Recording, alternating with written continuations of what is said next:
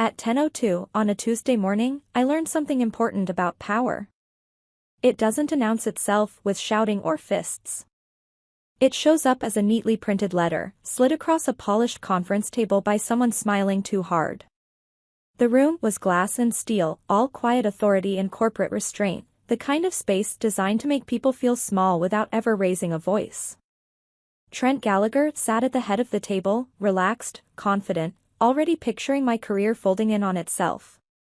To his right, Dana Pierce from Human Resources clutched a manila folder as if it were a verdict. Across from me, the CFO, Mark Ellison, leaned back with the bored ease of a man who had never been told no. And beside him, Paul Henderson from legal kept adjusting his glasses, his jaw tight, like he sensed a storm but couldn't yet see it. "Laura," Trent began, his voice smooth and rehearsed, "we've reviewed your recent conduct. Your approach hasn't aligned with leadership expectations." Dana slid the letter toward me. "Transfer for attitude and collaboration issues. Effective immediately. Junior compliance analyst. Basement office. Reporting to a manager half my age."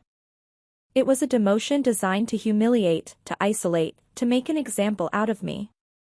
They waited for a reaction. Anger. Tears. Bargaining. I gave them none. Instead, I reached into my leather portfolio and placed my own envelope on the table. Cream-colored. Heavy. Stamped with the watermark of Westlake Custody Bank. "Before we go any further," I said, keeping my voice steady, "you'll want to read this." Paul reached for it first.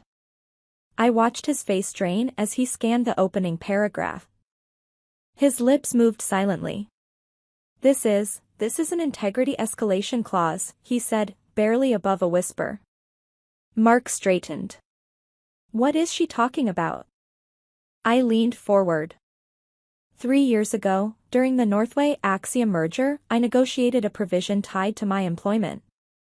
If I reported executive misconduct exceeding $10 million, and the company responded with retaliation before resolving the issue, it would trigger an automatic payout of the integrity reserve. Trent laughed sharply. "That's absurd. No board would ever allow that." "Page 7, Section 4, I replied. "Signed by the former CEO. Approved by the Compensation Committee. Funded through escrow. Irrevocable." I placed my phone on the table and tapped the speaker icon. "Westlake Trust Services," a woman answered. "This is Laura Mitchell," I said. "Account verification 8842. I'm calling to confirm trigger status on the Northway Integrity Clause." There was a pause, the soft sound of keys. "Yes, Ms. Mitchell. We received your notice 48 hours ago. Upon confirmation of an adverse employment action related to your escalation, the disbursement will process automatically." I looked directly at Trent. "I'm being demoted right now in retaliation for reporting executive fraud." The silence shattered. Mark slammed his hand on the table. Dana dropped her folder, papers spilling like snow. Paul leaned toward Trent, whispering urgently. Over it all, the calm voice from the phone continued. "Understood. Please have the company confirm the action." That was the moment they realized the trap hadn't been set that morning. It had been laid years earlier, buried beneath signatures and approvals no one had bothered to question. I didn't always intend to become the most expensive mistake this company ever made. 3 years earlier, I was just tired. The Northway Axiom merger had consumed my life. Billions in assets. Thousands of contracts. Regulatory risk layered on regulatory risk. As a senior contracts manager, I lived inside legal language for months. Coffee replaced sleep. My apartment felt like a place I passed through, not lived in. But in the dense paperwork, I noticed something most people missed. Alongside the standard whistleblower protections, the board had approved an integrity incentive pool. $60 million, set aside from merger reserves, intended to reward employees who identified serious compliance threats. It was meant to be distributed gradually, quietly. During my promotion negotiations, I asked for protection. If I'm going to review executive contracts and vendor relationships, I told the chief legal officer at the time, and I uncover something serious, standard policies won't protect me from retaliation. She was weeks from retirement, signing documents with the detachment of someone already gone. Draft something reasonable, she said. Reasonable is a dangerous word when no one defines it.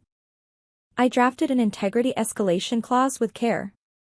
If I submitted a formal report involving misconduct over $10 million, and management responded with any adverse employment action before resolving it, the entire integrity pool would be paid to me in a lump sum. I structured it as a side letter tied to the long-term incentive plan, requiring only CEO and compensation committee approval. No full board review. Then I worked with Westlake, Northway's own M&A custody bank, to establish escrow instructions. Once triggered, the funds would release automatically. No reversals. No delays. The CEO signed without hesitation. The committee approved it with dozens of other items. Legal stamped it. I filed copies with my attorney and locked the originals away. Then I waited. For 3 years, I was flawless. Strong reviews. Awards. Smiles in hallways. All while knowing I carried a $60 million safeguard. Because someone always gets greedy. And when they try to silence you, they never imagine you've already priced their silence. The unraveling began with a routine invoice. Raven Harbor Services. $700,000 a month for specialized data center cooling. The amount wasn't outrageous, but something felt wrong. No website. A Delaware registration tied to a mailbox. Every invoice personally approved by Mark Ellison within hours. I dug deeper. Raven Harbor's registered agent traced back to Ellison Family Holdings, quietly disclosed in his financial filings. Our CFO was paying himself through a shell company. $21 million over 3 years, diffused across cost centers to avoid detection. I documented everything. Repeated invoice errors. Emails instructing accounting to bypass review. Facilities that never received new equipment. I filed a formal code red integrity escalation, copying legal, HR, and the audit committee. The retaliation was swift. System access revoked. Meetings canceled. Team members reassigned. HR scheduled coaching sessions to document my supposed attitude problems. Trent warned me privately. You're exceeding your authority. People who don't understand their place don't last. I understood my place perfectly. It was written into a contract they had forgotten. By the end of the week, I saw the signs. A calendar invite forwarded to me by mistake. LM transition planning. They were preparing to bury me. What they didn't realize was that every move they made was satisfying the trigger conditions line by line. The demotion meeting was the final step. The instant they slid that letter across the table, the clock started ticking. As the voice from Westlake confirmed the trigger, panic spread across their faces. They had tried to humiliate me. Instead, they had activated a clause worth $60 million. And as I gathered my things and stood to leave, my phone vibrated with a simple notification. Disbursement pending. Processing upon confirmation. They still thought this was a misunderstanding. They still believed they could fix it. They were wrong. And they were about to learn how expensive it is to punish the woman who writes the contracts. By the time I stepped out of the building, the illusion of control inside Northway Dynamics had already begun to crack. My phone vibrated before I reached the elevator. Then again. And again. Missed calls stacked up like overdue invoices. Legal. HR unknown numbers I knew without answering. They had moved faster than I expected, but not faster than the clause they had just triggered. I didn't rush.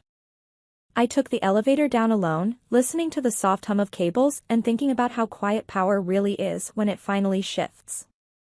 Outside, the air felt different. Lighter. Like gravity had recalibrated. Paul Henderson was the first brave enough to leave a voicemail.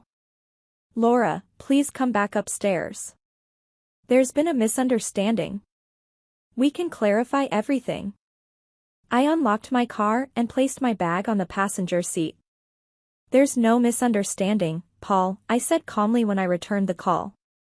"The demotion happened. The escalation was unresolved. The trigger is valid." His voice dropped, stripped of confidence. "That clause is unconscionable. No court would uphold it." I smiled. "Then you won't have trouble explaining that to a judge." Within an hour, the tone shifted. HR emailed claiming the transfer letter had been a draft. Trent followed with a message dripping with forced warmth, suggesting we reset expectations. The CFO called from a private number, his voice suddenly reasonable, almost friendly. $60 million is excessive, Laura. This helps no one. Stealing $21 million through shell companies helps no one, I replied. Retaliating against the person who found it helps even less. By noon, Northway filed an emergency injunction in Delaware, attempting to freeze the escrow. My attorney read it aloud over speakerphone and laughed. "They're panicking. Forgery, bad faith, public policy. It's a scattershot defense." While they scrambled, I moved with purpose. Every invoice. Every email. Every internal directive went to federal regulators. No commentary. No theatrics. Just facts. That's the quiet advantage of compliance. You don't threaten. You document. Thursday morning, the news broke before the board meeting even began. Federal agents arrested Mark Ellison at his home. Wire fraud. Tax evasion. Conspiracy. The same man who'd leaned back so casually in that conference room was now discovering how fast authority evaporates when evidence arrives with badges. The board meeting that afternoon was chaos. I joined via secure video link, composed, watching directors argue about damage control. When the chairman finally addressed me, his voice was measured. "Ms. Mitchell, what exactly do you want?" I didn't raise my voice. I didn't smile. "The $60 million processes as scheduled. That's done. Second, Trent Gallagher and Dana Pierce are terminated for whistleblower retaliation.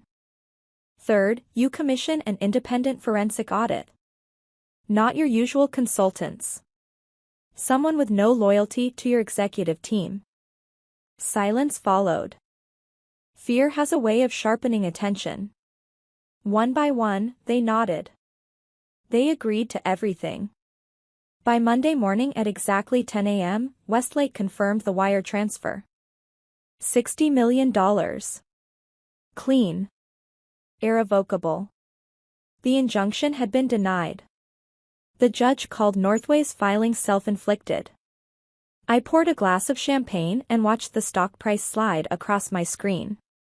The calls didn't stop after that. Recruiters.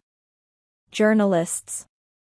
Former colleagues thanking me quietly for proving retaliation isn't unbeatable if you prepare. The board asked me to consult during the fallout. I agreed, on my terms. Reporting only to the board. Full indemnification. Explicit whistleblower protection for anyone who assisted me. Conference room 9 became my office again, but this time, no one sat at the head of the table without understanding exactly who they were dealing with. I didn't destroy the company. I forced it to confront what it had allowed to rot. Trent cleared out his office under security escort. Dana left before sunrise. Mark Ellison waited for trial. And me? I did exactly what they tried to punish me for. I enforced integrity. The irony still makes me laugh. They thought they were demoting a compliance officer. Instead, they activated a contract they never bothered to read. $60 million wasn't revenge. It was the price of silence they tried to buy too late. And if there's one lesson in all of this, it's simple. The most dangerous person in any organization isn't the loud rebel. It's the quiet woman who reads every line, documents everything, and waits patiently for you to make the mistake you're absolutely convinced you won't. Thank you for listening to this story. If you've ever experienced injustice at work, or watched power abuse hide behind polished conference tables, I'd love to hear your thoughts in the comments. If this story resonated with you, please give the video a like and subscribe to the channel so more people can hear stories like this. And remember, always read the fine print.